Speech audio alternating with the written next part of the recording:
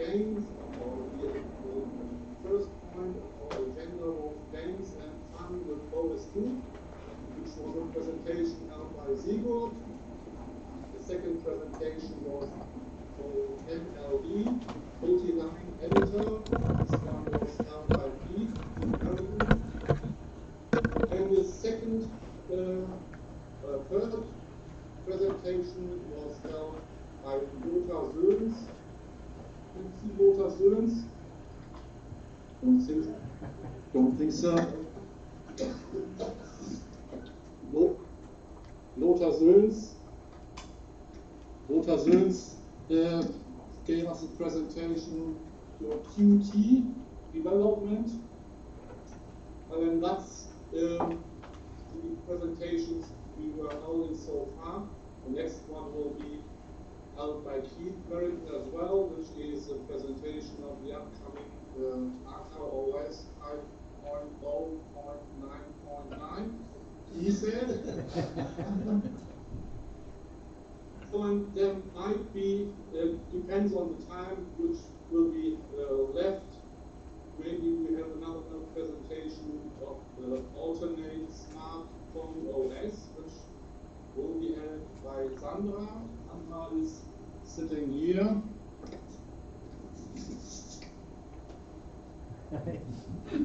Maybe you know her.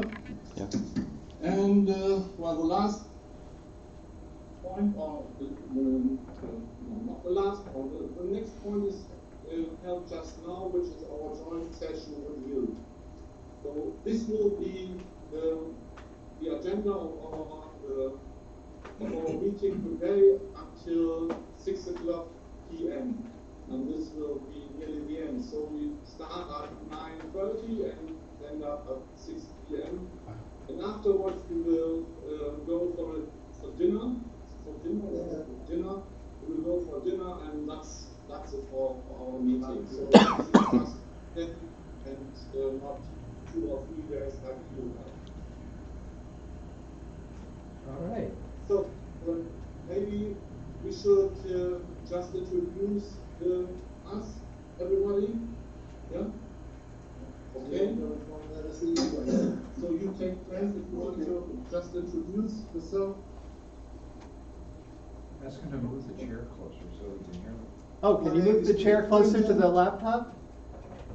Sorry? Can you move the chair closer to the laptop? Oh, sure. That better? Yes, yes. Do I look good now? Yes. Yeah, hands up. Okay, thank you. As I said, I'm Keith Merrington. I came here at invitation from the German OS2 group, and up till now it's been quite interesting, at least the parts I didn't take part in. And I will now hand over to the next presenter.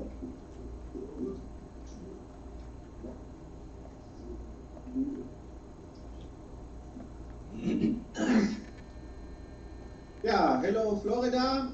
Hello. This is Sigurd. Sigurd. And I hope you're in a good mood. We already passed half of the day. I'm using OS2 since 1995 when I bought my first PC, 486 with Warp 3 on it. Since then I'm trying to keep OS2 native alive on modern hardware. And so I'm looking forward for the 5.1 version to test UEFI and GPT. Yeah, that's it. I'm happy to see you all, and that is. I wish you all a good, good meeting. Thank you very much. Thank you. We're on the camera on my laptop, apparently. Yeah, No, on the top one. Myself, Oh, my name is they Thomas. are looking Oh, up. that one. Yeah, okay. I'm using OS2 since 2.0. My first PC was an IBM 8086, and short after I bought a 286, and so on until today. And I have a collection of laptops. I'm quite often with OS2 native. But well, I'm also just like Sigurd, hoping to have 5.1 enhanced in the near future. Yeah, that's it so far. Thanks.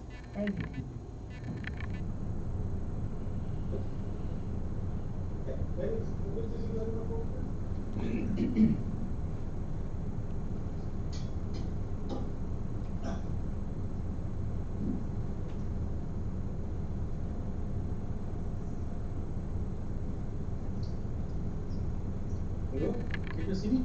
Yes. My name is also Thomas. I live near Frankfurt in Offenbach in Germany. I use OS2 for a long time, but only for private purposes and fun, and former times also for programming. And I'm very happy to meet you all.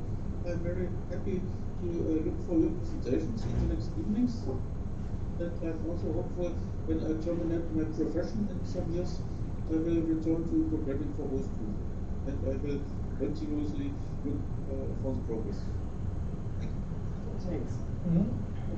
Yes, the next time Sigurd announced that this will be the 10th and last meeting in Cologne, and my idea is to continue this meetings near Frankfurt in the next years. Okay, and more information we will get in the next months in our forum. Okay, greetings to the Bottleneck especially. My hand is here. Oh, okay. Let him find the file.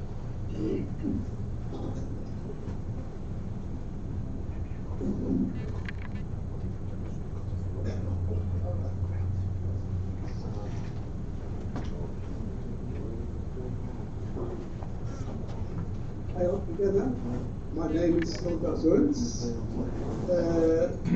Working in OS2 since 1995 and attending whenever it's possible the meetings of the Bureau or this user group every year, and it's nice to meet all the good friends. And yes, my own thing, I don't work for OS2, but I like sometimes some programming, and last recent weeks, recent months, a little bit with Qt, and I see it's a lot to do with Qt5, and we're waiting for good progress in this area. And best wishes to you all. Thanks.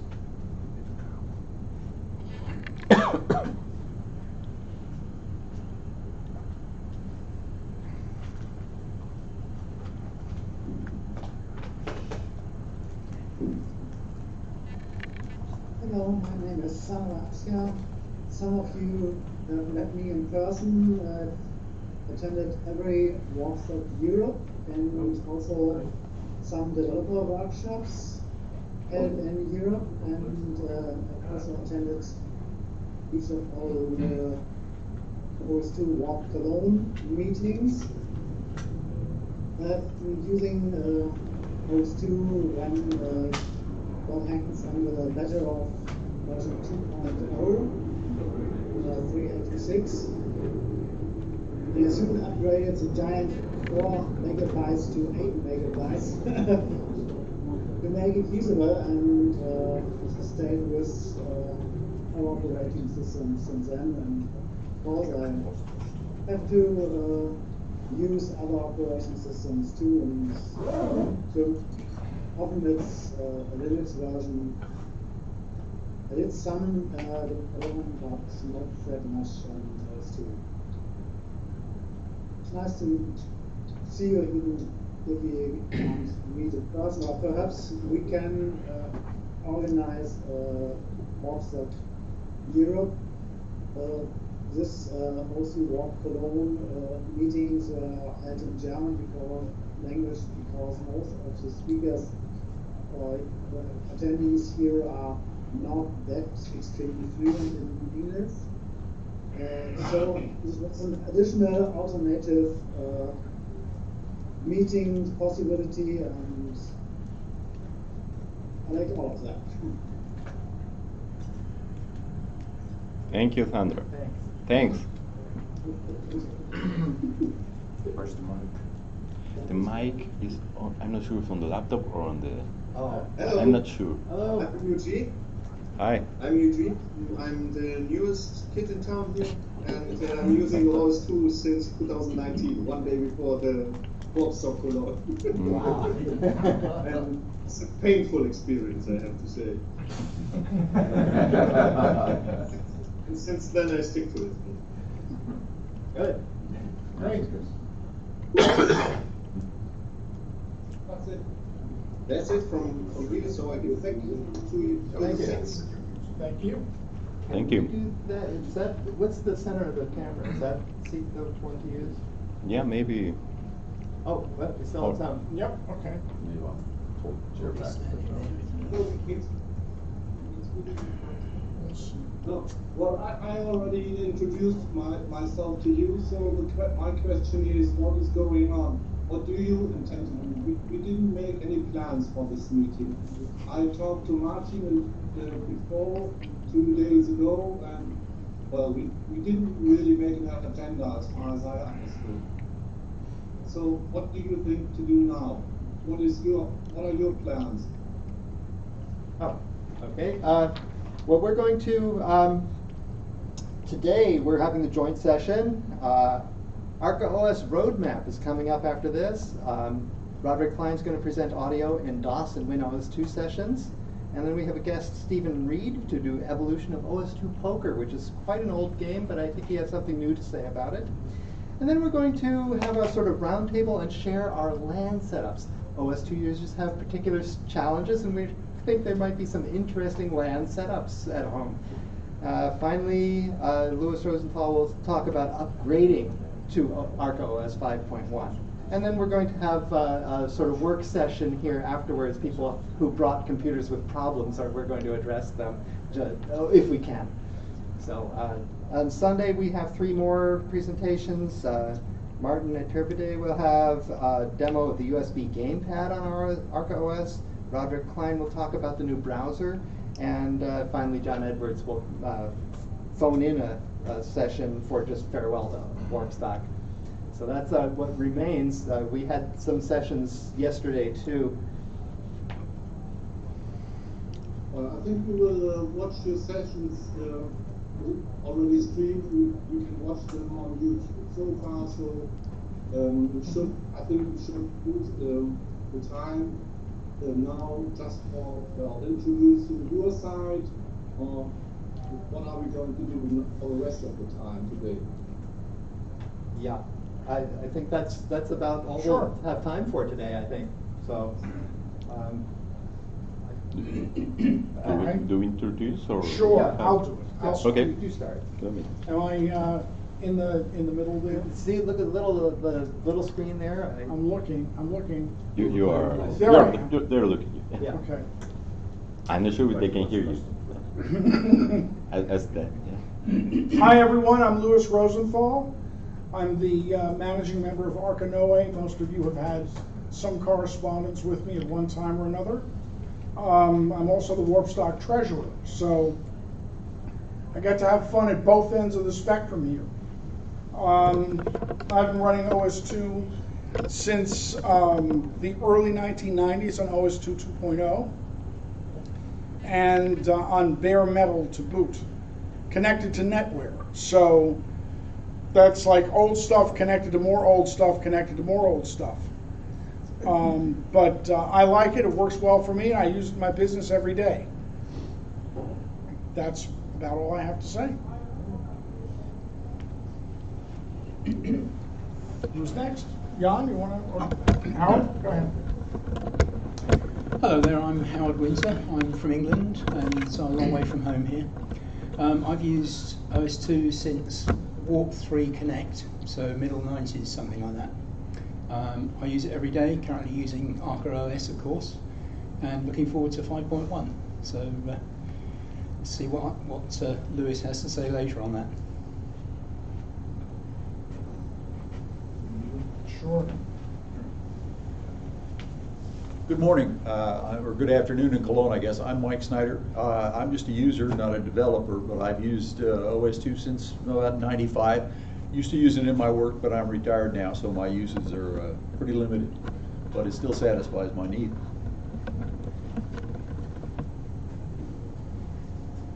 Next. Stage fright. Stage fright, yeah. Don't worry, your camera won't bite. Yeah. I'm Robert Kropcott. I started using Warp actually just before, Warp is when I started using OS2, basically. Mostly using it as a better Windows than Windows. Still like it basically because it's the only operating system that doesn't continuously piss me off. So I enjoy playing with it whenever I can still.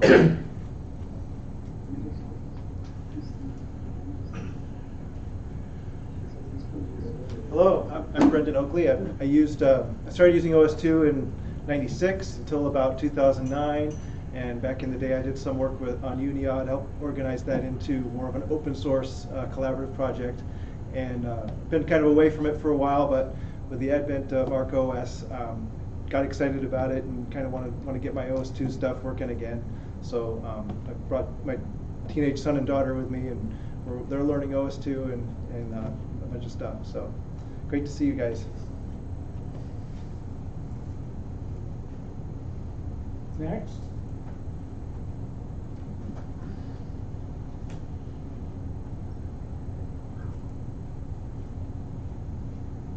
I'm David Oakford. I was a developer in OS2 in the early 90s. I worked at Prodigy, which was an online service owned by IBM, and we used OS2 a lot, and then later I worked at a bank where we developed a big banking application using OS2. So these days it's more of a hobby, but still try to use it once in a while.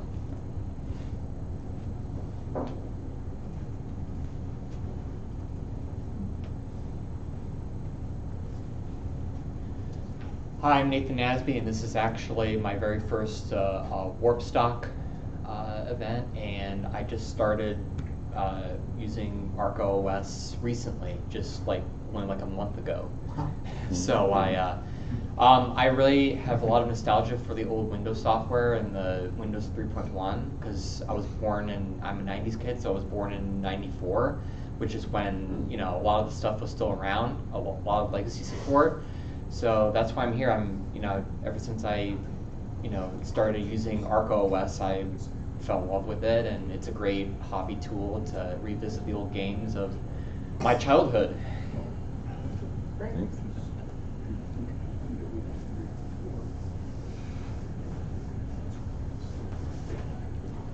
Hello, my name's Tim West.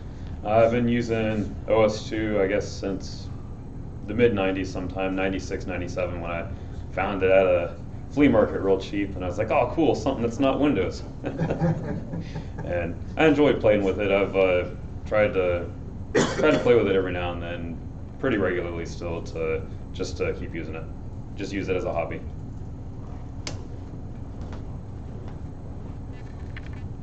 Roderick, Greg.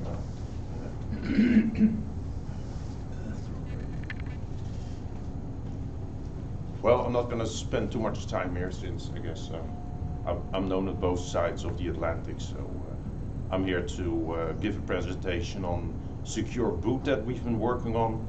A new project is about to be released by the OS2 Voice Foundation that enables ArcaOS 5.1 to be installed on systems with Secure Boot support, pushing the platform forward and giving an update about the browser. I don't think I need to do personal introductions. I did about 12 Warpstocks myself, so I guess I'm known to all of you guys. Say hi to everybody, and my planning is to go ahead with a Warpstock Europe in Frankfurt next year in May. No specific date set.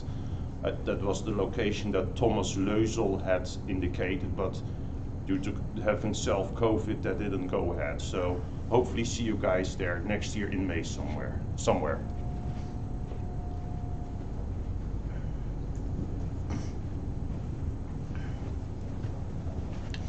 I'm Greg Young, and I've been using OS2 since the mid-90s, Warp 3. I do a little bit of development for the platform, and it's nice to see all you guys. I think I've met most of you previously in Europe. You're one of our globetrotters. Good afternoon. Schöne te zien, Koen. I am Jan van Wijk.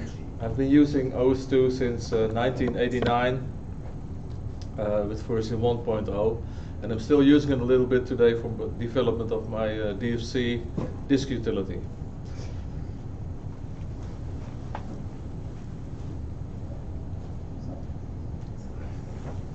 Let's see. Hello, I'm Joe Kemp. I've been using OS2 since January of 1990.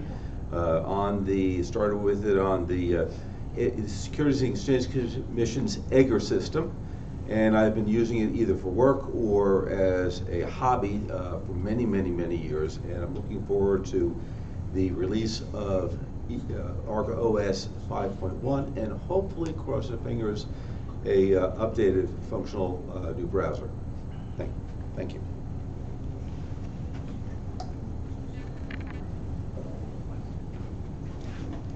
Hi. Hi guys, I'm Martin Iturbide.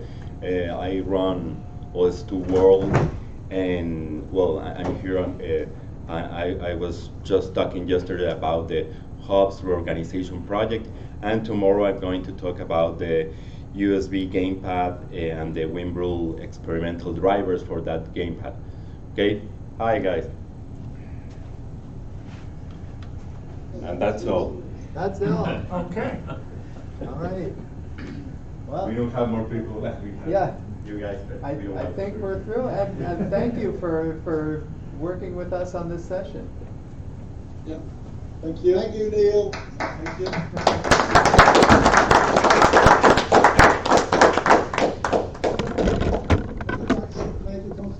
I have to admit that you are quite more young guys, and obviously one girl with you. He is just one on your side. It seems there are some more young people which make us looking forward to keep OS2 or ArcaOS or Econ Station or whatever alive for some next years. Okay? Yeah. Thank you very much. Very interesting to meet you, to see how you're working, where to meet, where you meet, and well, let's make design a future for ArcaOS for some years. Thank you very much. Thank you. Thank you. Thank you. Okay? Bye. Bye guys. Bye. See you. Bye. Bye. Very good night, Jan.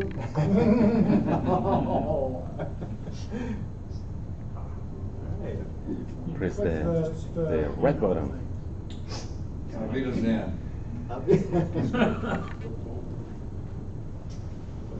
Now, are you going to use your laptop here for presentations? This is for presentations. We can reboot into. Oh, if we reboot into. It's PDF. If we reboot into ArcaOS. It won't have HDMI out, will it? No, but VGA. VGA will fine. Then I need that laptop, which is booted into ArcaOS. Well, let's use that swap the laptop. laptops. I brought the PDF. Okay. The presentation down. My fan is getting noisy in my T43. That's distracting. It's only my 15th fan in that machine, so. I hate replacing the fan in those. One of my T61s is doing the same. It looks A friend of mine at work has started an OnlyFans site reviewing fans. Nothing but fans. Oh, negative test. Negative test. So just a couple. Yeah. Okay. Yeah, just a regular boring call. Now, how is it that someone from the Great White North comes down here and gets cold? Well, you know, for us, this is like the frozen wasteland. It's like reverse Bizarro world, you know. Everything works. Yeah.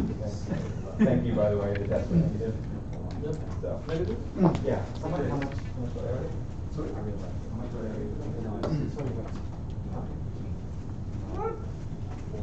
$20?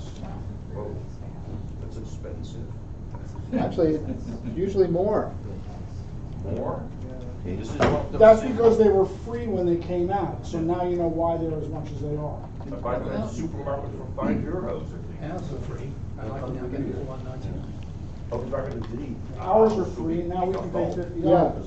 Oh, there were 3 of them. Oh, then it makes Oh, kind of sense, okay. yeah, we all get €20 or 12 free ones over time, so if you took advantage of it, I Yeah. have a stack of free ones.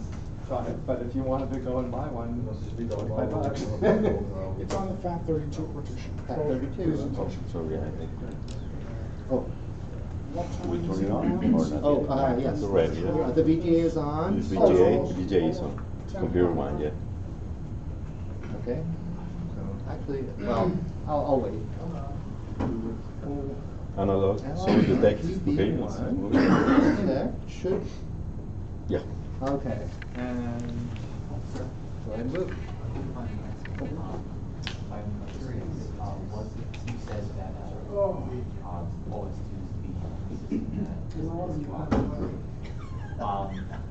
are you also, does that have to do with like those Windows 11 context or Oh, no, just all the way back. I mean, I have Well, basically yeah, exactly. installed and deleted almost every version of Windows. You know, it's the very first one I was, I don't remember if it was Windows 286 or 386, because I don't remember which one I had on my desktop the first time. But I brought it up, and of course, I had Windows. This is brilliant. I can do best things at once. So I started a script running off, and went back and was working on a document, and then I noticed my script wasn't scrolling.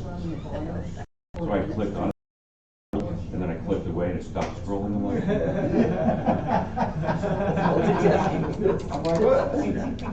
and I'm like, really went back to DOS, and you know, I just every version of Windows I installed, and it would just disappointed me massively.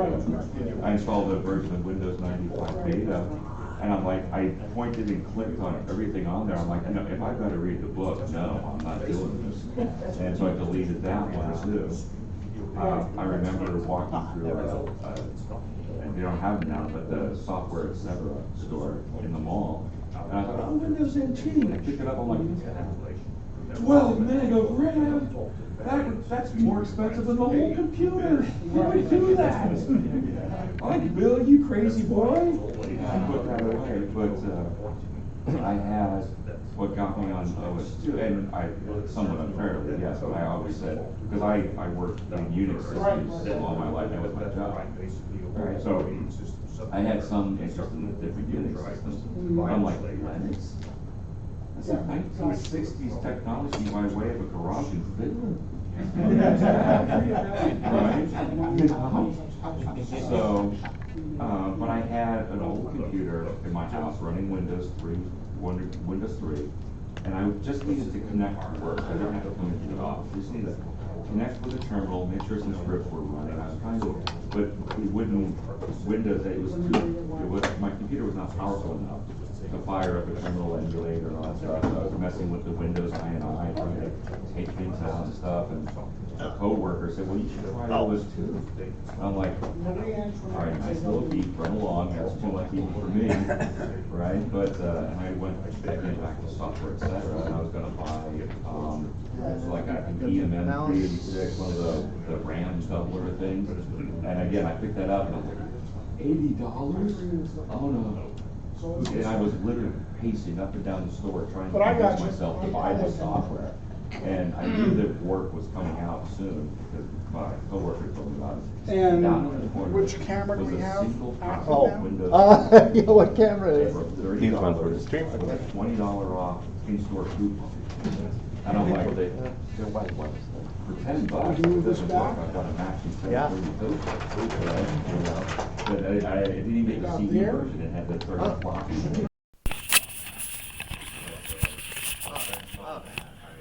Why is it going up? I don't know. And then it got kind of migrating to OS2 versions of the software or equivalent software. It was working before. And I mean, it actually just months and months paged up. We got back in Windows, so It's going the wrong way. Does it need to be aimed at the computer? No, for the longest time. Should, Or not? Yeah, press the central button. Batteries? No, it was turned off. Yeah. Oh. And page, up arrow. Home? But she got a job, we were up in. I can press I'm going forward. No. She sent in a resume. or Okay. sent in a Okay. resume. This one is page down, page, the next one, and go back. The next one is the So wrong. page up, down. Page, I'm not sure. Page down is go forward, right? Page down normally goes. Goes back, right? Yeah, that's Page down is forward. forward. Page- Okay. Page up is back. Okay, Okay. I relate to that because. We ready to go? we're ready. Yeah. Okay, so, good morning again, everyone. I'm Louis Rosenthal, as you know. I'm right there. Actually, I'm right here, but, and every year I do one of these roadmap sessions, and every year I go through the basics. So, a major release is that digit. We are still at release 5 for our major release. The new release is a new minor release. It's a 5.1 release that's coming out. And then we'll have bug fixes after that, 5.1.1, 5.1.2, 5.1.3. And we will continue to have bug fix releases for the 5.0 line for a while. I'll talk about that in my discussion here. So right now, 5.07 of ArcaOS is out. It's a media refresh. It's got the latest drivers, latest RPM bootstrap, as of the time it was built, of course, and latest fixes to the installer.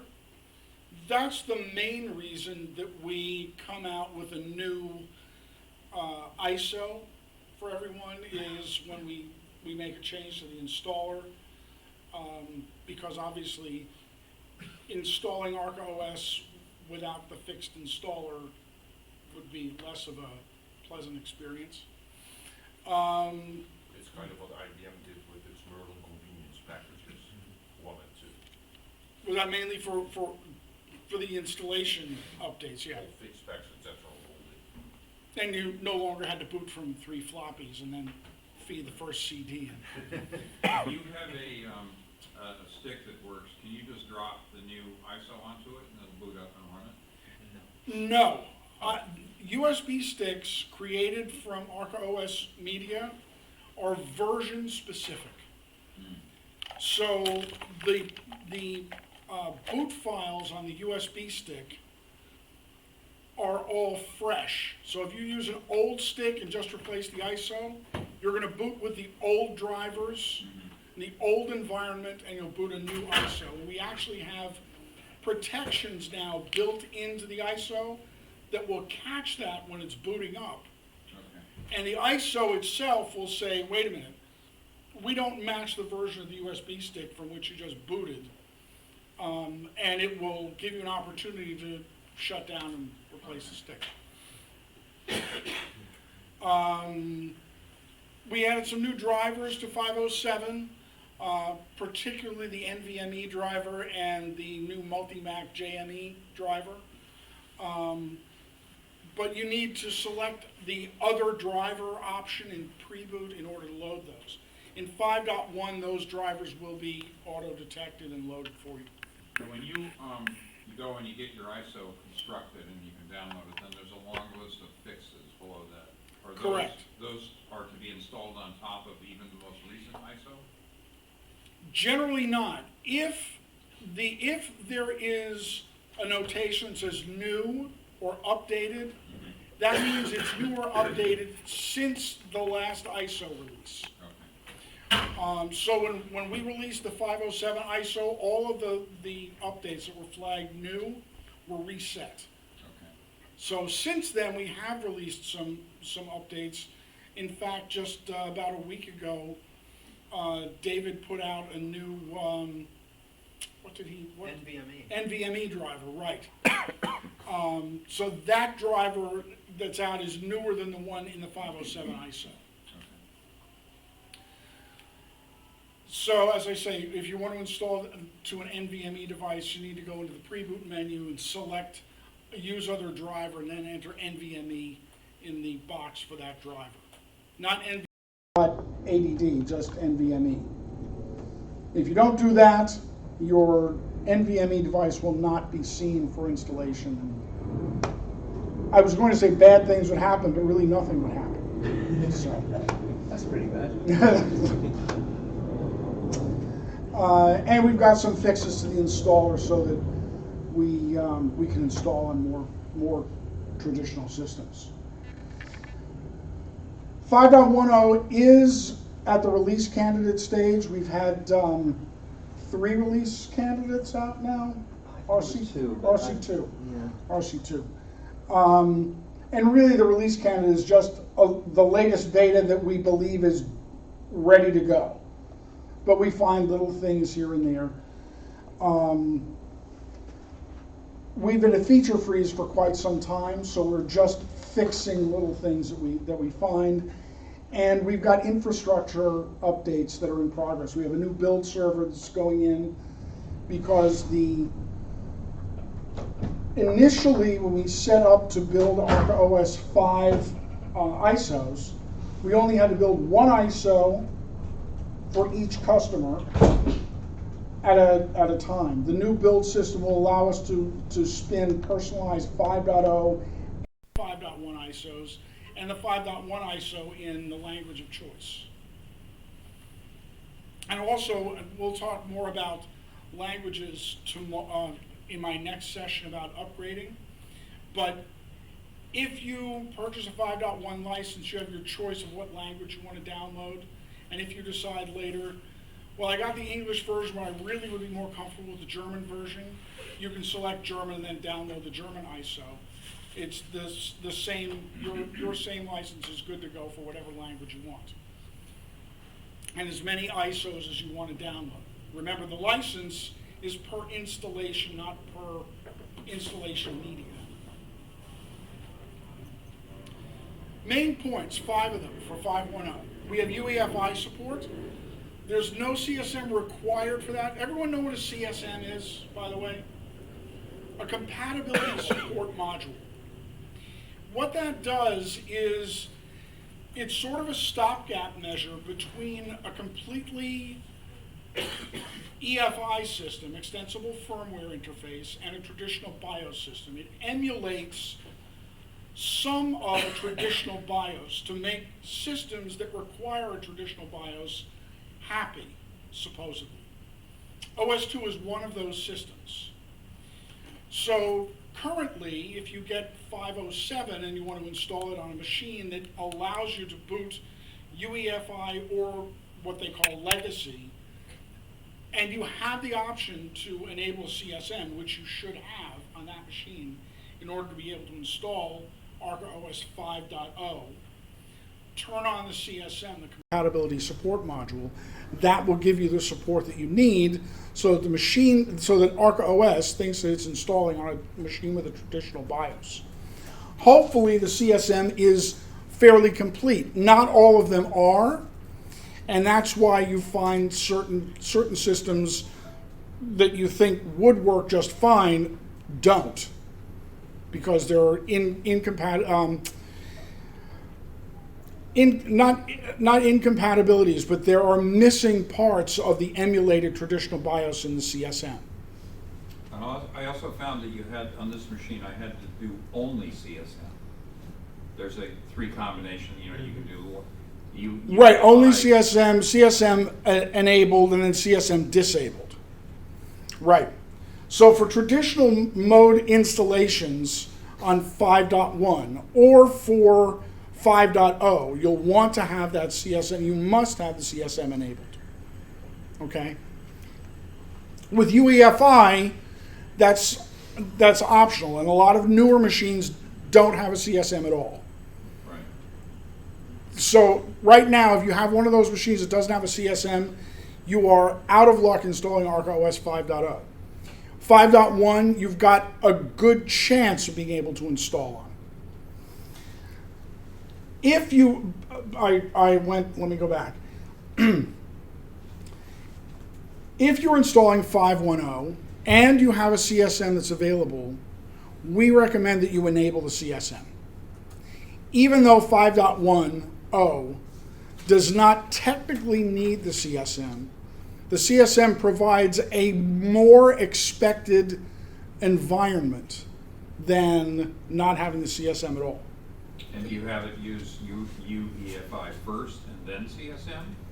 You know, there's that choice. No, boot legacy first or boot UEFI. If you want to boot in UEFI mode, you would set it to boot UEFI first and for 5.1 with the CSM enabled.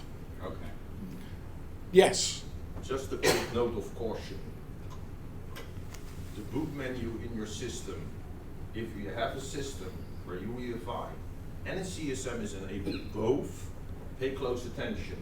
Because on some systems like this HP laptop here, it will show the USB stick twice.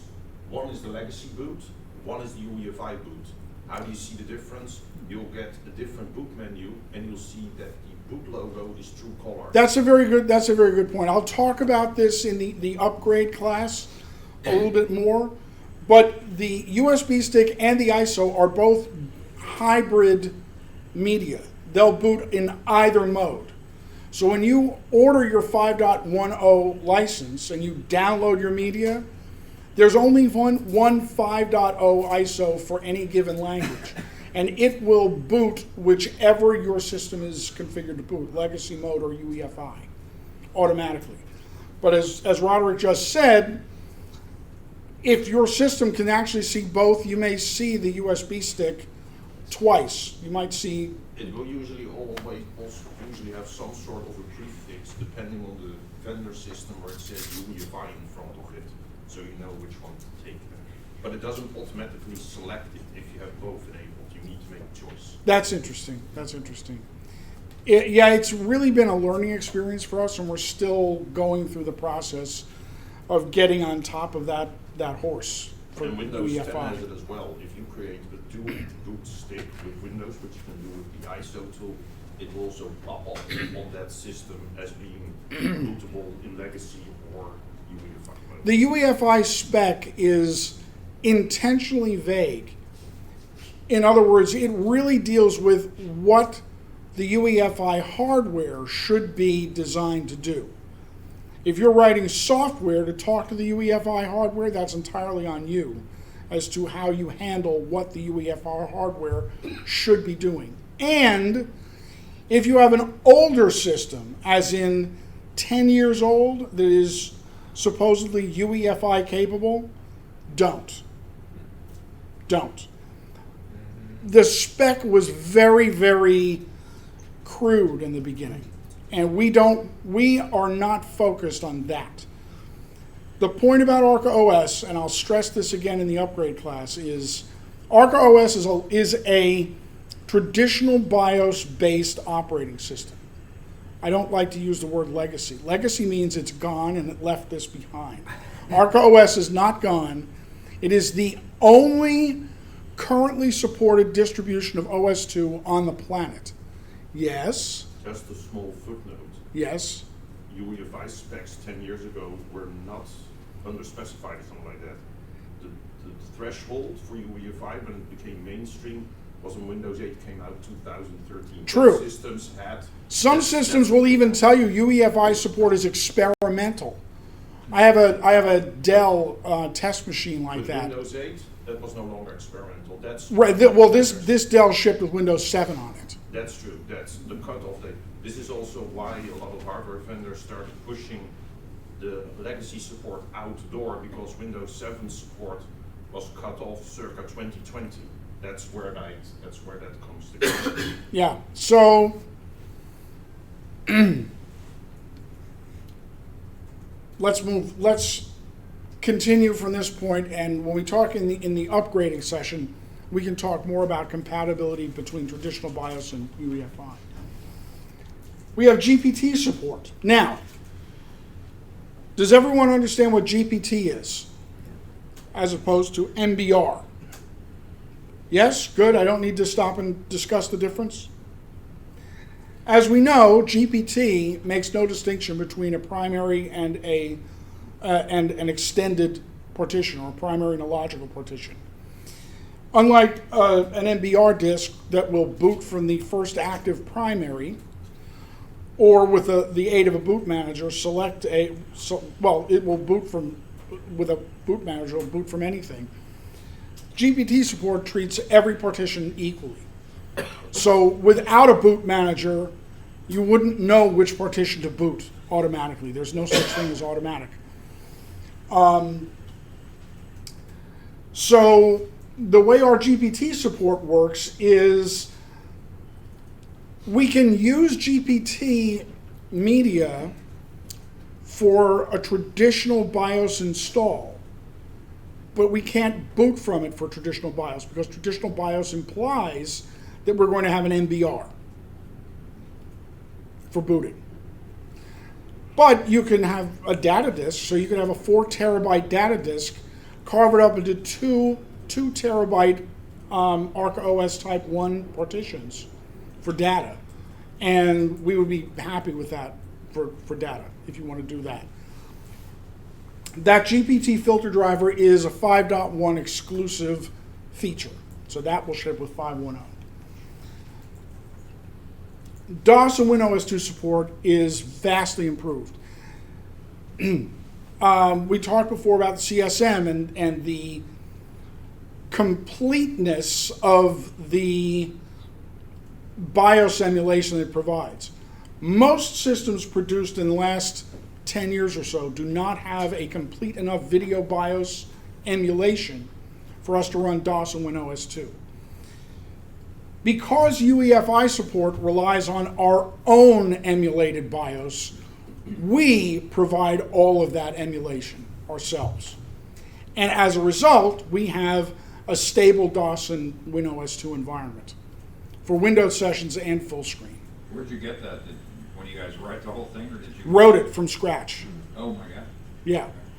So we have that new base video handler that Roderick mentioned yesterday, BVH-EFI.sys. That was all written from scratch. And that replaces BVH-VGA.sys, which is the typical base video handler that we use today. The problem, yes? Does it replace it just for UEFI or replace it also for? No, BVH-EFI.sys must run only on a UEFI system. You can't use it with a traditional BIOS system.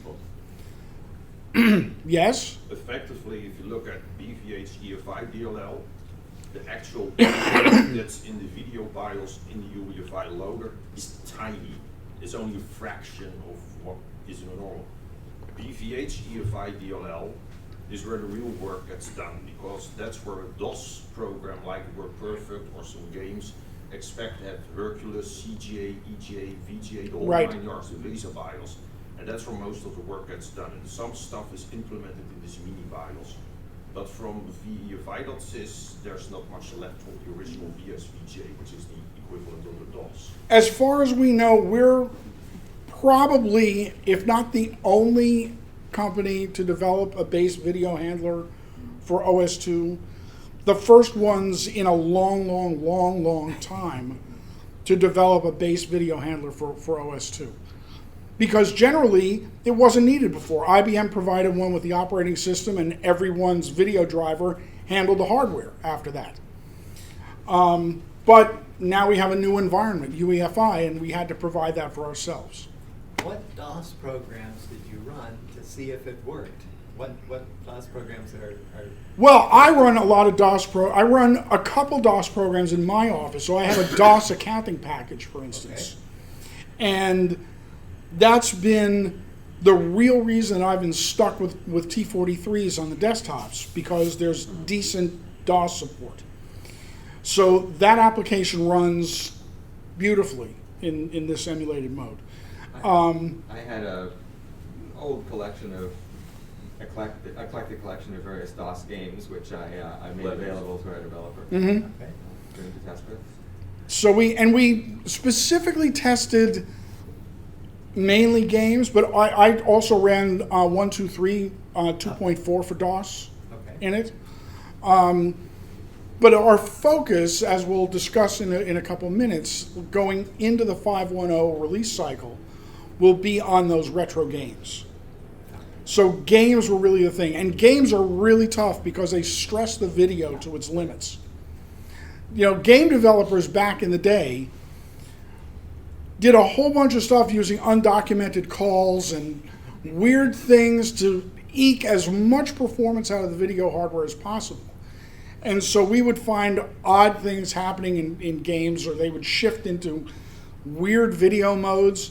And so we added support for most of that stuff. As we went along and tested more games, we added more support for that stuff. So you should add like Doom and Lemmings. I tested Lemmings 1 and 2 under DOS and they work. There we go. I'm done now. That's what I tested. You can even run DOS, work perfect for DOS in 1280 times 1024 on a full screen session. Well, that was the other thing I tested. I tested Microsoft Word 5.0, which is a bound application. But if you force it, you can run it in DOS mode only if you actually start Word.com instead of Word.exe. And I forced it to run in DOS mode, and it runs beautifully in all video modes. I want to test it against games that are known to have compatibility problems with real video cards too, like Commander Keen and stuff. There's a bunch of games that had color problems and scrolling problems with real video cards, and if you didn't have certain video cards, you had problems. I think Commander Keen was on that collection I sent. Yeah, we have a long list of games. Now, that doesn't mean that everyone on the test team has tested all those games to level 15, right? So I can just see sending that post to the testers list. Well, how did everyone do last night? Well, I got 475,000 points in invaders from NIM. I see a session for next year's Warpstock. What's that? Or saying they beat Battle Chess on the highest difficulty. Right. That, by the way, was my brother's specific request that we be able to support Battle Chess because, you know. I think it's also on the tested list. Well, Is it? It's one of the games I sent him. I love Battle Chess. But, you know, we laugh about that stuff, but the animation and whatnot is pretty involved, and it can't hang up the system. Remember, our goal is to provide a working solution. If an application doesn't work, then we need to note to people, if you run this, bad things will happen. We know that bad things will happen. Our goal is to provide a product where bad things don't happen. WinOS 2 support is just like support for DOS games. It's solid. In a window, seamless on the desktop, works beautifully. As I'll mention a little later on, audio is something else in these sessions that's going to come later on. One thing about Windows 2, it's not dependent on the VGA files, because just like OS 2, it has its own API layer. That's why getting Windows 2 to work was way easier. Right. Because with DOS, you've got this old 20, 30 years of legacy support going from Right. Hercules. There have actually been games tested that only work on Hercules screen modes with 4 gray skills, and they work. So And for everyone, I'll just translate. When Roderick says that, he's talking about Hercules graphics. Hercules is like Oculus. It's like those 3D goggles and whatnot. Arca Noae, Hercules 3D video. And we'll have several NLVs available. They may not all be released at the time that 5.1.0 English is released, but German is really fairly complete. Spanish is fairly complete. French is a little rough in spots. I don't think the installer has been translated for French. Italian's fairly complete. It installs in Italian, meaning the installer boots and presents all of the pages in Italian. Dutch and Russian. Russian's also fairly complete at this point. Dutch also is fairly complete. Dutch. Dutch? Yeah. Dutch is, interestingly enough, Dutch is coming along. I think Dutch is now, Dutch and French were about neck and neck, and I think Dutch pulled ahead. So, The most complete ones at the moment are German, Spanish, and Russian. yeah, Okay. yeah. That's for Belgium, that one. So, again, to get back to our UEFI solution, we mentioned that UEFI is, I still can't get used to using this thing. It's all in the wrist. It's all in the wrist. That's right. It's all in the wrist. Unified Extensible Firmware Interface. So the EFI system partition, and it's not an ESP partition, but an EFI system partition. You only need one partition. Again, I mentioned that the UEFI specs are intentionally vague about all of this. The system partition, as created by ArcaOS, is Alex. How big are we making that now? If there isn't one already? Oh, I think we're saying it's 64 megs, but we might have bumped that up. I don't We may have bumped it up from 64. There isn't a minimum or maximum size requirement, but it needs to hold the boot files for whatever operating systems you're going to boot from UEFI. And utilities too, if you have utilities that run in the UEFI environment. And then we create a subdirectory on that. That's formatted FAT32, by the way. But we will recognize a FAT16 ESP. We'll recognize an ESP in any disk format that we would normally recognize. But Macs, by the way, sometimes format the ESP HFS, and that's not going to work for us. But I don't see many people installing ArcaOS on a Mac natively on bare metal. But those Intel Macs are kind of going away. I've tested a whole bunch of Intel Macs, and the problem is that there's an exception screen in the UEFI loader that crashes or something. Yeah, it's odd hardware for us. But if we have to create an ESP, it's FAT32 that we format. So long file names work. We don't need to be in there very long. We need to be there long enough to load our UEFI kernel and then hand that off to the ArcaOS kernel in the ArcaOS partition itself. And if you have, like I have a disk upstairs that has Windows and Linux on it with a hole in the middle. Right. You can run this and it'll drop a new entry in this partition for. Yes. What happens is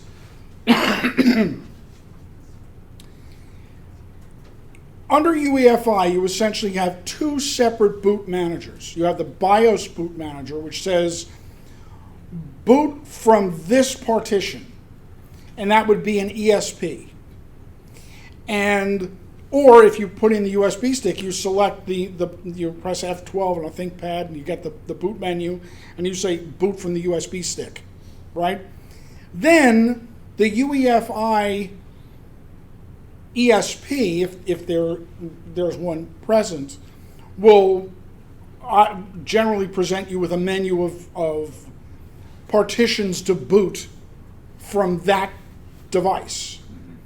And so we install our own mini boot manager called Arca Noae Launcher, AN Launcher. It's very easy to customize. It's probably the simplest UEFI boot manager you're likely to encounter ever. Because it's on a FAT32 partition, as long as you have a drive letter assigned to the partition, you can adjust the configuration file when you're booted to ArcaOS. It's just a text file. It's very simple to modify.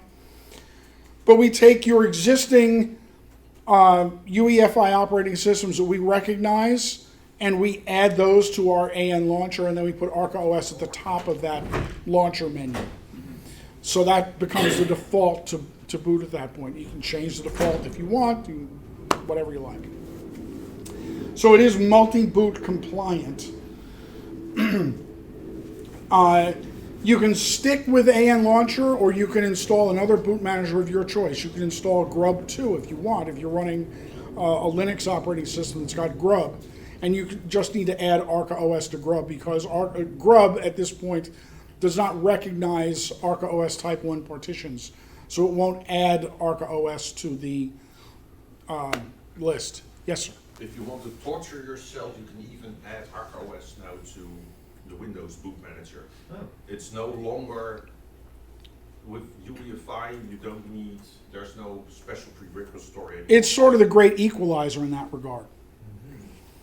Because we're now no longer a special operating system. We're just another AV loader. That's what the boot menu does. It just Yeah, pretty much it says go from here, jump to there, and start the file. ArcaOS itself is exactly the same. So when you start booting up ArcaOS from your installed ArcaOS partition, the kernel is still the 14.203 SMP kernel that you boot. It's the same kernel whether you're booting in EFI or you're booting in traditional BIOS mode. Oh, sorry. Look at what I did. I could show you what AIM launcher looks Where's- like, but I'm what's not that? sure this is the best Find example. it somewhere and press the round button on the center. Yeah. Oh, there we go. Okay, yeah, that would do it. So as I mentioned before, the installer will create an ESP if there isn't one already there that we can read. So if you have an ESP on the disk already, but it's formatted HFS, we're going to create another ESP because we can't read the HFS partition.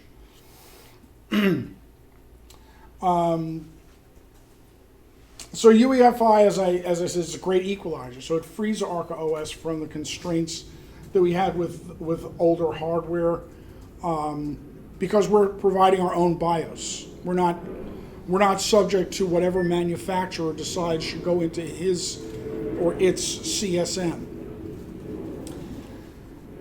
And the emulated video BIOS that we provide gives ArcaOS what it expects to have available in a BIOS-based system.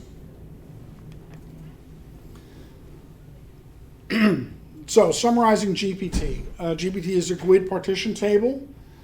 Every partition is the same. There's no such thing as a primary or a logical. And there's no technical limit to the number of partitions you can have. Remember, you can have a lot more partitions than drive letters. Not every partition needs to have a drive letter assigned to it. Theoretically, you could use NetDrive, create one logical drive letter, and then put 100 GPT partitions underneath there as subdirectories if you needed to access all of those other drives without running out of drive letters. There is, and I'll talk about this in the upgrade discussion, there's a performance hit when you use the GPT filter driver. You will not get the same level of throughput from your device using the filter driver as you do natively. The saving grace is the fact that we're almost all using SSDs these days, and so they're also blindingly fast anyway. You're not likely to notice the performance hit as you would if we were using all mechanical drives. So our GPT solution we are still limited to 2 terabyte partitions. What we do is we take a GPT disk and we carve that up into GPT partitions, and each partition looks like a drive to us. It's essentially just a logical drive, logical to ArcaOS. Don't think of NBR logical versus primary. But it provides one GPT partition gets one drive letter for us. Then we can create as many subdirectories on that as we want. That drive letter, that virtual drive letter, is limited to 2 terabytes. So you have a 6 terabyte drive, you could put 3 2 terabyte ArcaOS Type 1 GPT partitions on it. Which is not bad considering that we can go now up to a drive of 48 terabyte with OS2 if you're really insane. So Yeah, if you want to put all of that data on one spindle, go for broke. Knock yourself out. But when you say you can mount a drive under a directory, you're still limited to 2 terabytes for all of them put together. You're not. That's not a way around. That's true, right? You're still well. No, I shouldn't say that because in NetDrive, Yeah. if you have a Samba drive that's 4 terabytes, Yeah. you can see 4 terabytes. Right. But that's because you're seeing 4 terabytes as reported by the server Yeah. publishing a 4 terabyte drive. I don't know that if you use the local plugin for NetDrive, Yeah. that you can do that. I haven't tested it. Yeah. My point about using NetDrive is the number of partitions. Yeah. So whether you could actually crank that up to see a 48 terabyte NetDrive volume in under one letter, I don't know. Okay, so that in the future we might find out. That's Exactly, yeah, okay. exactly. And which one is the driver that should be blamed that we have this 2 terabytes limitation? Not the kernel? It's in the kernel, Yeah. and Okay. yeah, it's in the kernel, it's in OS2 LVM, and it's in OS2 DASD. yeah. Okay. They use the- IBM never expected that we were going to have drives as big as we have them today. I could be on a slippery slope here, and then everybody can shoot me on the spot if it's wrong, but basically, OS2 still has in its core, even in the kernel, from what I've seen looking at OS2 DASD sources, it has a limitation of 65,535 cylinders. This is also why when you install ArcaOS on a drive of, let's say, 1 or 2 terabyte, that it stretches up the amount of, what is it, cylinders per track again, to 255. So it's already stretching it up. That's where you see that this limitation is in. That's what IBM implemented to break through the 512 gigabyte boundary. Am I kind of saying that correctly? Do you know more about it? Almost. It's Sectors per track. Thank you, I keep mixing it up. Actually, from what I understand, that the filter driver has a neat little trick involved that in the storage driver there's an extra call going around OS2 to support disks bigger than 2 terabyte basically. Right, because it looks straight at the physical device to determine the actual available room for creating partitions. If you want to see how it's done, it's also mentioned in the README of the AHCI driver that has a 64-bit sector IO interface. And GPT devices can coexist with MBR devices, as I said before.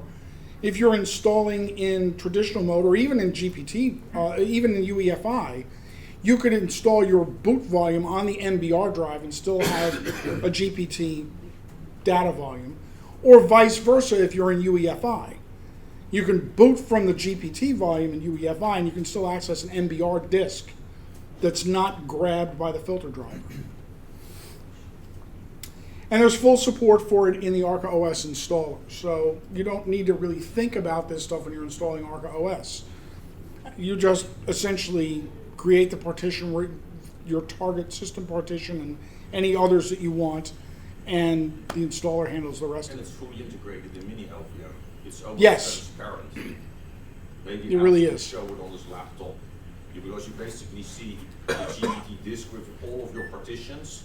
Mini LVM is able to look directly on the disk, but that's kind of a quote-unquote fake view because that's not what OS2 sees. Right. So you can see your Windows partitions, create some space there, and it looks like you have, so when you partition your disk, you see everything, but in the background, OS2 gets kind of faked, to put it bluntly, and then it thinks it sees a legacy Right.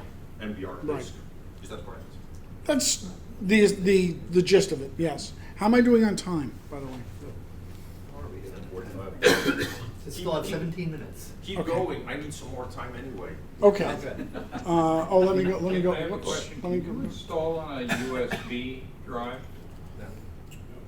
Can, No. oops, hold on one sec. There we go. Can you, what's that again? Can you install onto a USB? No. Hard drive? No. Okay. No. Why is that?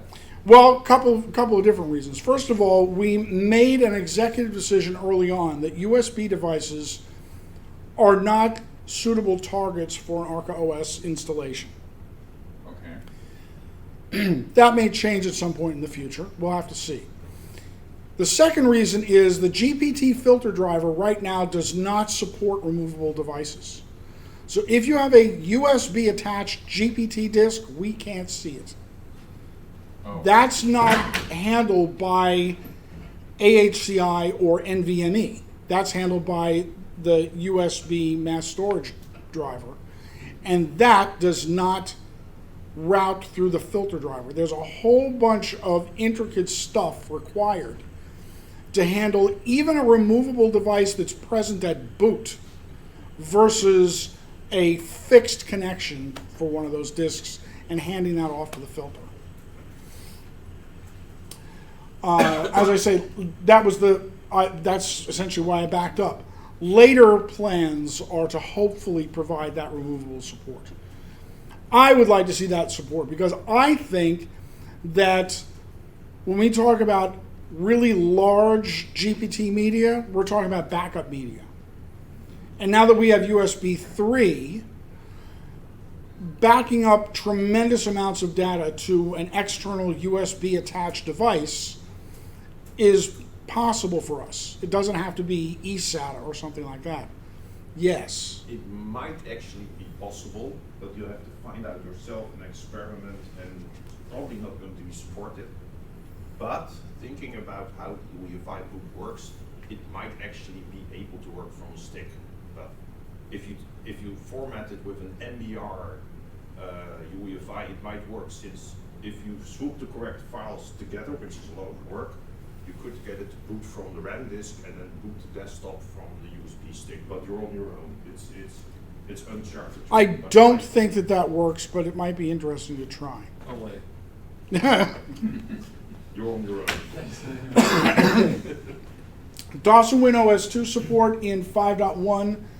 We have full Windows and full screen support. That's not a problem. Multimedia support will come later on. There is no audio yet in those DOS or WinOS 2 sessions. So if you have a game that's got more than just playing in the background, you won't be able to hear it.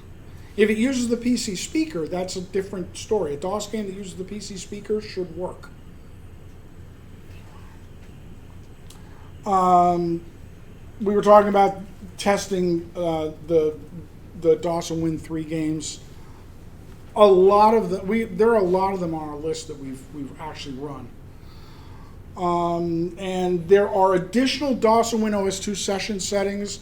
You know, when you go into your properties for your DOS session, and then there's a button that says DOS properties or DOS and WinOS 2 properties, and then you've got your choice of video, memory, and then at the bottom it says all settings. There are a group of new settings in there that are provided by bvhefi.sys, but they're not yet integrated into the workplace shell object. That will be coming hopefully in a later release, but it's on our list. Yes?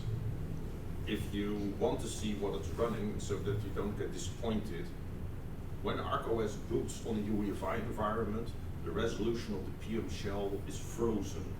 Compared to a VGA system, when you open up a DOS full screen, it was able to resize the screen. So what you now get, I think that Alex is kind of figuring that out on his laptop there, is that Windows 2 that you got started? Yeah. Yeah.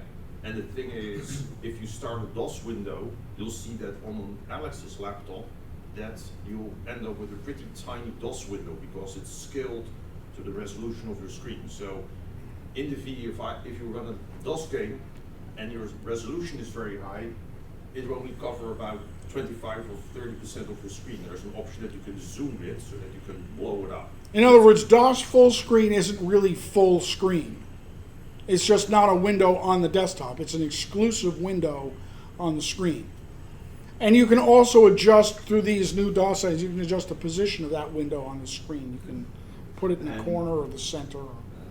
For DOS Windows, by the way, what I mentioned yesterday about the system.io fonts for command prompts, that also applies to DOS Windows. So those will also take, see, this is a DOS window on my massive screen. It's using one of the new fonts. Interesting. So is that, yeah, okay, so localization, we talked about languages. These are languages that are currently working in beta right now. UEFI does not work for double byte character set yet. There are some issues that we've got with it. And the double byte character set languages are in various stages of completion, nowhere near what German, Spanish, and Russian are. So they'll be coming along later on. The NLV quality will improve. Just because the NLV quality improve, well, we'll have to see what we do with the version numbers when we have NLV updates only. We haven't worked out those details yet.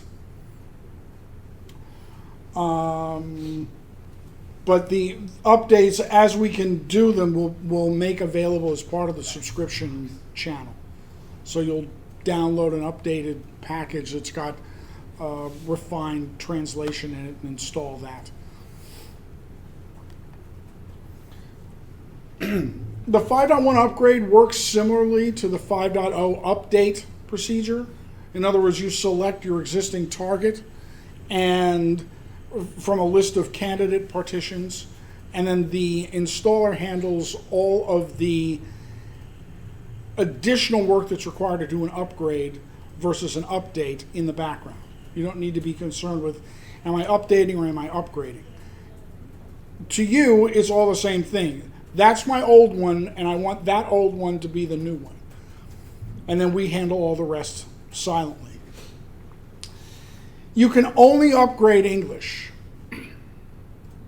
So, if you have English now, on which is the only released language for 5.0, and you want 5.1 German, you have to do a fresh install of 5.1 in German. Later 5.1 updates will update that 5.1 German, but you can't apply a 5.1.1 German update to a 5.1.0 English base. So if you want to change languages, you've got to reinstall. That's the key thing to remember. You also can't upgrade from a non-UEFI system to Correct. You can't change environments with an upgrade. There's no facility to migrate. That's one of the migration scenarios I'll talk about in the upgrade class. The Unix compatibility subsystem, we now allow you to select we auto-select a platform for you based upon your CPU architecture that we detect. However, you can override that. So if you have a system that we see as Pentium 4 compatible, you can say, no, I want to stick with i686. And you can select that in the software selections page of the install. Custom installs only. Custom install only. So that thing that happened to me, where Well, if you were installing a 5.1 on there, we would have detected that would be Pentium 4, and we would have installed Pentium 4. When you upgrade from 5.0 to 5.1, we do not change that. So you'd still need to make that change for yourself if you wanted to make that change. The idea of an upgrade is we keep your system configuration as is as much as possible. Because we assume that you have it the way you want it. And that it's working. Remember, updates and upgrades don't fix things. They apply the latest code base. But if your system is misbehaving and it hangs up when booting, unless it's a bug that's been fixed, we don't change any of the configuration to correct that problem. So sorry to ask this. I always get confused on the Pentium 4 and i686. Why would you want to install? What do you want to use i686? What is? Maybe you have a package installed that you built yourself. Okay. And that package has various dependencies. And the package on which that depends, the last built version of that package was an i686 package, and the Pentium 4 package that's newer is not compatible with your application. And this does happen. Happens on Linux all the time in package dependency hell. You also might not have a Pentium 4 compatible CPU. And that's still Yeah, I mean, that's possible. You know, maybe you've got some weird industrial machine and we detect it as a Pentium 4, but you know that the instruction set isn't complete. Or the instruction set's broken. You know, maybe it's one of those CPUs that was shipped from the factory and it's a little funky. You know, Intel said that it would do SSE3 and it doesn't really do SSE3. So it's safer to stick with i686. You can override that. So, like, you may say that maybe like 5% of the customers will choose to go to. If that many. Okay, so it's not like. Remember, the point for us is that if you're doing a custom install, we want you to have as much control over the system as possible. We're not recommending that you override the defaults. But if you do know better, don't let us stop you. Our goal is not to make you have to stand on your head to get the architecture installed that you want. Yes, Howard. Is that your Pentium 4 is later than i686? Yes. Yeah. Yes. Yes. I never remember. And really it has to do with what instruction sets are supported by the processor. Oh, yeah. It comes with an updated Samba 4 client that's based on the Focal Fossa long-term support release of 4.5.11, something like that. You can, I believe that we have the packages available for download for that latest Samba in the ArcaOS RPM repository. But this installs that latest version by default. We have a new Qt-based Arca mapper, thanks to Alex, that is a huge improvement over the Arca mapper that we've had in ArcaOS. Huge improvement. Check out my presentation from last year if you're interested. But it's gotten better since then. Incrementally, yes. We have an additional calculator, thanks to Alex. So if you don't like the essentially the financial calculator that we installed, the PMD calc? Yeah, PMD calc. We have a smaller, more generic calculator. The Gotcha screen capture utility is available in pre-boot, during installation. I shouldn't say pre-boot. It's available in the installation environment, and it installs by default. It's one of the custom software selections. But if you're having an oddball problem during your install where a menu isn't fully displayed on screen and you can't really adequately describe that for us to deal with the ticket, you can snap a screenshot of it by hitting the print screen key in the installer and then just upload that screenshot to us. And we install the Qt5 runtime packages.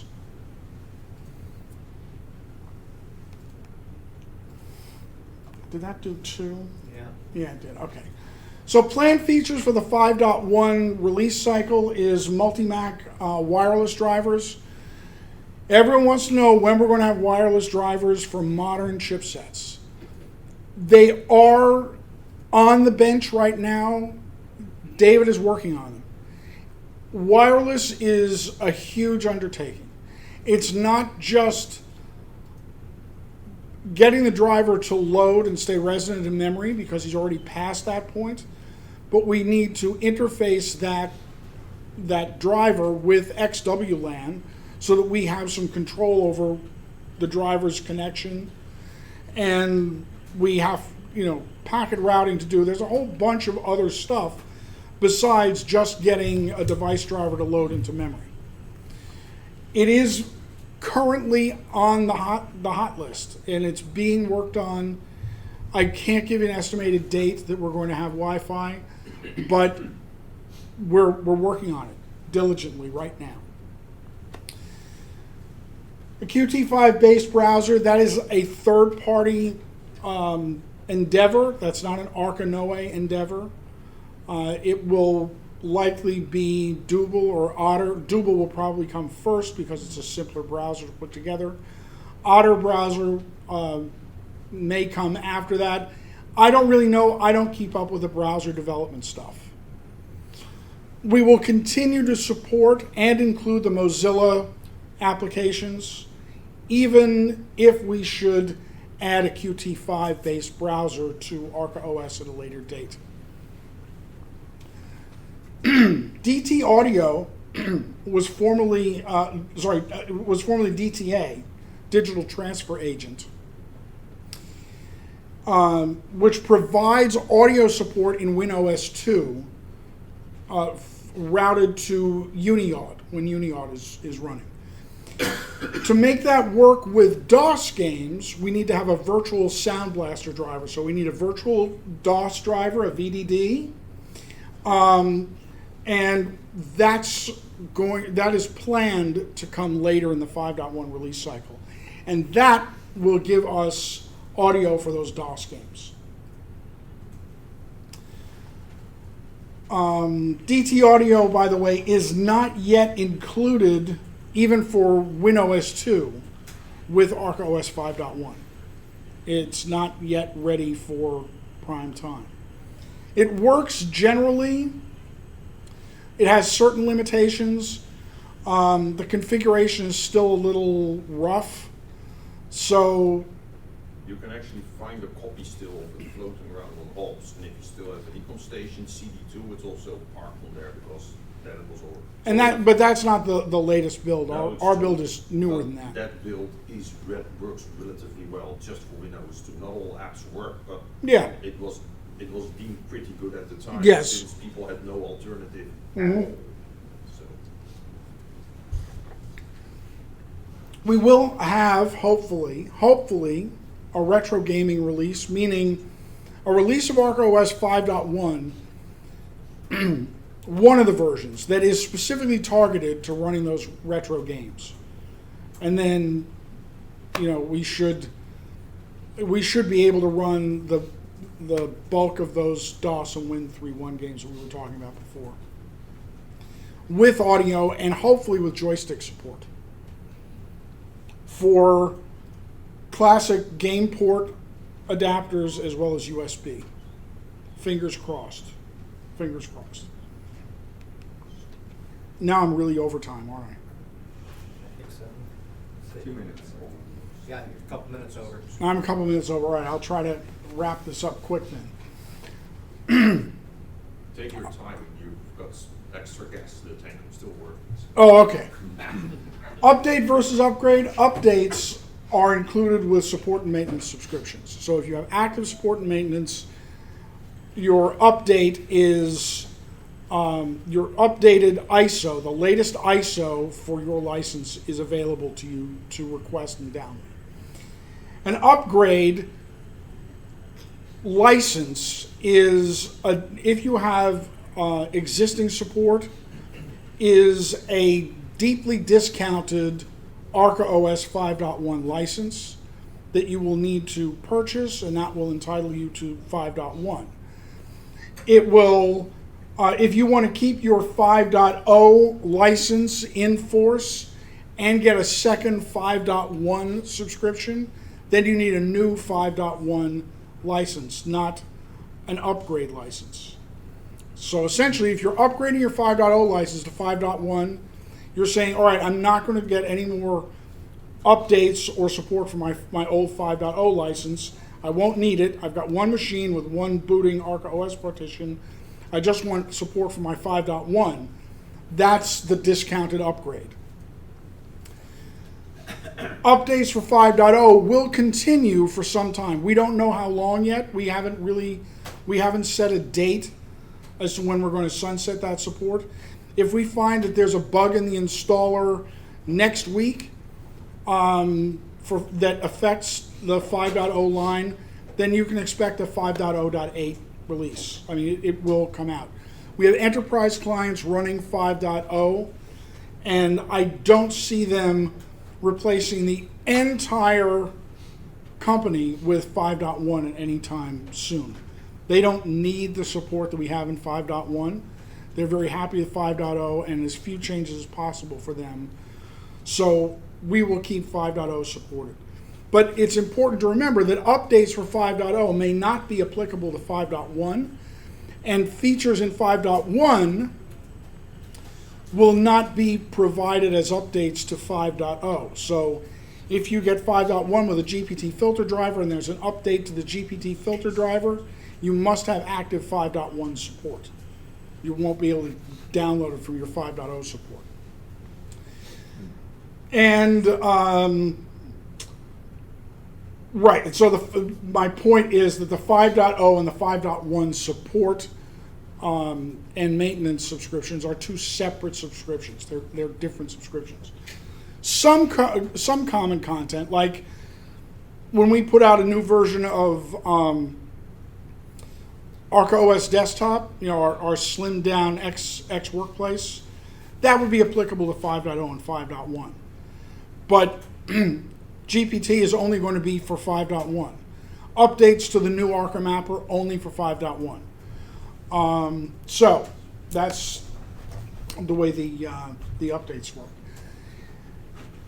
Those are our short-term plans for ArcaOS. I didn't go into long-range plans because I just am really focused on getting 5.10 out. So maybe next year I'll talk about what we'd like to do in 5.2 and later, or 6.0. We don't have a limit on the number of releases. As Oliver Mark used to say when he would come to Warpstock, we're hitting our numbers. We are not disappointed with our ArcaOS sales. We're able to keep afloat and keep doing what we're doing. We get new users all the time. We had new ISOs to spin for brand new ISO sales from customers, names I didn't even recognize. And that happens continually through our resellers as well as direct. You know, yes. Stephen Levine says OS2 users live in caves. Indeed so. Hence his domain name warpcave.com. You couldn't talk about specific customers, but what's like the largest installed base you have? You say that. Okay, so largest installed base as of today is probably 1,700 desktops. And that's going to be going to 2,400 desktops. That's a Fortune 500 company. We did some custom work for them. That custom work involved, pardon me, transitioning from IBM Peer and pulling NetBIOS off the wire, converting to Samba, and a pure IP environment because for security purposes, they needed to stop using NTLM authentication.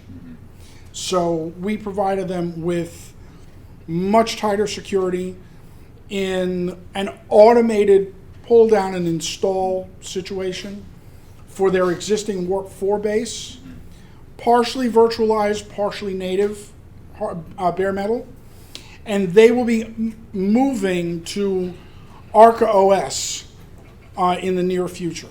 And what about like industrial customers that use it for like running manufacturing? Largest installed base of those is probably several hundred stations on bare metal running machinery. And are there ATMs that use ArcaOS? Not many still in use. The ATM manufacturers saw to that. When they wanted to switch over to graphical screens, they did away with most of the OS2 systems. For better or for worse, we can all judge for ourselves. I still work with that on you when I was still selling from station. We had a targeted campaign You can still go to econstation.com/ATM. There were several interviews within these online ATM magazines. And we were in touch then at the time with a company in California that made OS2 software for advertisement on ATMs. And there were actually graphical things. The biggest problem that these ATMs had was not that they didn't want to keep them online, but due to PCI compliancy and access for disability people is required by law that you can stick an audio jack in it and listen to the ATM. OS2 didn't provide all of that, and for the PCI compliancy, you told me, Neil, that you had a customer that needed that. Yeah. One of the things is when you stick your bank card in an ATM, part of the PCI compliancy is that the code that processes the card payment goes back in memory and polishes with zeros and overwrites it so that you don't have this stored in memory. That's something that never came to fruition, and sadly it seems that since that time ATMs that running OS2 have been phased out. I keep looking out over I was just looking at this Triton ATM that's there in the corner next to the lobby, but it's a Windows kind of thing. It looks like some Windows 3.1 looking how the font looks like. It's ugly, but so sadly it seems that ATMs run, maybe they're still around in Asia or in Russia, in countries where the budgets are a bit slimmer, but it seems that in Western Europe and in the United States and Canada that these ATMs have disappeared. And You occasionally see blue screens on them. Yes. That Fortune 500 customer with those desktops moving up to a larger number is not our only Fortune 500 customer. In terms of verticals, insurance, technology, manufacturing, those are our large enterprise client markets. What else can I tell you? In the technology sector, it's either controlling equipment, which is really manufacturing of some description, or it's in billing, quoting, and sales. Applications that were custom written for OS2. Long-term IBM customers, IBM talked them into dumping a boatload of money into custom software development in the 90s, and they've kept that, and we can allow them to keep using that and pull more return out of that investment. Those guys in Wichita still use it? You know, I don't know. They're the toll. Yeah, the Kansas Turnpike Authority is not one of our. I mean, I think that they purchased a license from us, but they haven't purchased. I seem to recall that they purchased a whole bunch of licenses of ecom-stations. So that They did, yeah. And unless they're going to do a hardware change, they're probably happy with what it's doing. Okay, thanks. Have you find any kind of solution, custom solution, or that runs on OS2 that you can say, well, this is worthy to talk to the developer and maybe buy it, or maybe to find some niche. Okay. So let me address that specifically. VxRex was owned by Watcom. Yeah. Watcom was acquired. By SAP. Right. SAP at the time, or maybe Watcom before that, open sourced the Watcom C compiler. But they didn't open source VxRex. SAP has that in their portfolio. I have tried unsuccessfully on multiple occasions to either get a license to modify the source code, or to resell new VxRex licenses from SAP. And as usual with these large companies, no one knows where the code is in the company. I mean, getting our license from IBM was interesting enough because they didn't know where the code was. SAP has not, I have a contact at SAP, and I continue to ping him every few months to see, are we making any progress? well, I have to check with another department, so on and so forth. So yes, if there's something that interests us that we think would be useful to our customer base, we're more than happy to look at making an investment in it.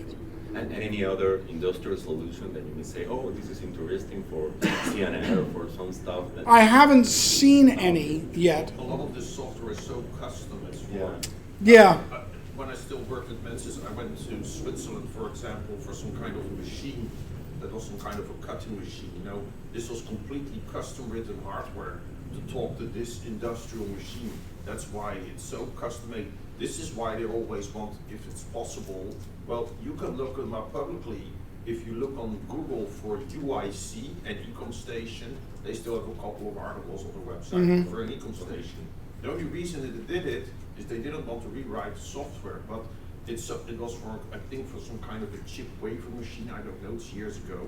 But there you can see how custom this hardware is, that, you know, there's not much interesting that you can get from the sources probably. Yeah. I mean, there's another company that comes to mind now, and they've got a custom written software package that controls their entire manufacturing operation on the floor, from chemical mixing and stock and chemicals to the folding of cardboard boxes for the cartons and the plastic injection molding for the containers. And it's all run by OS2 on the floor. But I don't know how that would translate to someone else's business. It was all custom written for them. And I don't know that developer either. I just know that he's located down here in Florida somewhere, but I don't know. Last I heard, he may have actually retired, and that he may have only done part-time consulting for them at that point.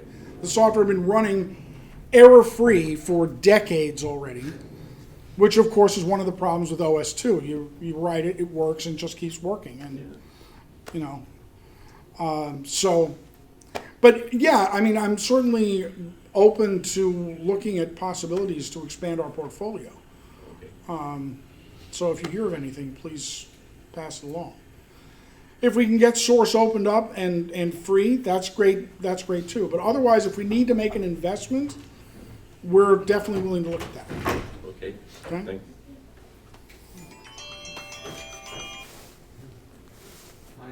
That's your time up, Paul? Seem to be. There is a question that is very recently is. I can't take that far. It's probably lunch arriving, to tell you the truth.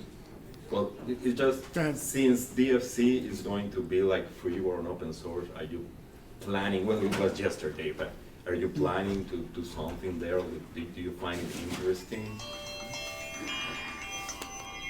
Let me take. That's a question here on the chat room. Yeah. Whatever we would do with DFC, we would most likely engage Jan to do it. So right now, the discussion's out on the floor about the GPT handling. That would really be our target if there are changes that we would want to make. Okay.